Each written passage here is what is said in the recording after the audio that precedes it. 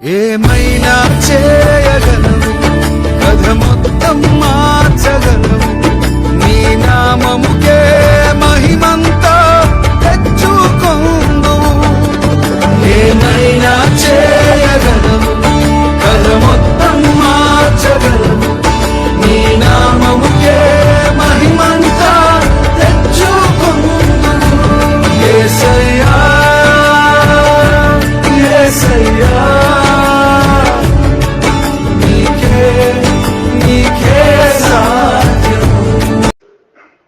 మన ప్రభువును రక్షకుడైన యేసుక్రీస్తు నామములో అందరికీ శుభాలు తెలియజేస్తున్నాను. పరిశుద్ధ గ్రంథమైన బైబిల్లో మత్తయి సువార్త 5వ అధ్యాయము 32వ వచనంలో ఈ విధంగా చెప్పబడినది.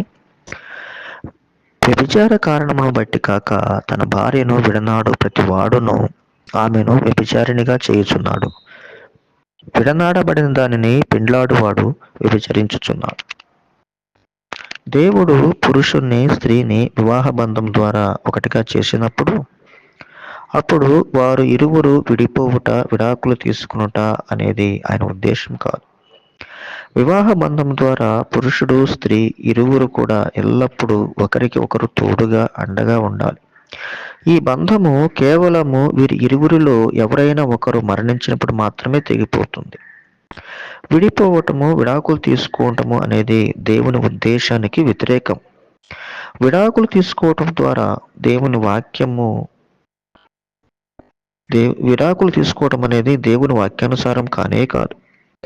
ప్రభు అయిన యేసుక్రీస్తు వారు కూడా ఈ విషయాన్ని సమర్థించడం లేదు. విడిపోవటం, విడాకులు తీసుకోవటం అనేది పాపం యొక్క పరిణామాన్ని సూచిస్తూ ఉంది. విడాకులు దేవుడు స్థాపించిన వివాహ వ్యవస్థకు వ్యతిరేకము. దేవుని ఆజ్ఞను ఉల్లంఘించుటతో మరియు పాపము చేయుటతో సమానము. మానవుని యొక్క పాపం ద్వారా ఈ విడాకులు అనేది నేడు సమాజంలో ఎంతగానో ప్రజలను ప్రభావితం చేస్తూ ఉన్నాయి. పాపము ద్వారా వచ్చే ప్రతిఫలము నరకాగ్ని అయి ఉంది. ఈ నరకము నుండి, దేవుని తీర్పు నుండి మానవుని రక్షించడానికి ప్రభువైన యేసు మానవుని పాపభారమంతా తానే భరించి కలువరి శిలువలో మరణించి 3వ దినమున మృత్యుంజయుడై తిరిగి లేచాడు. ఎవరైతే ప్రభువైన యేసునందు విశ్వాసం ఉంచుతారో వారందరూ కూడా నరకం నుండి తప్పింపబడతారు, రక్షింపబడతారు. మీరందరూ కూడా అటువంటి వారు కావాలని మీ విషయమై మా ప్రార్థన, మా విన్నపం.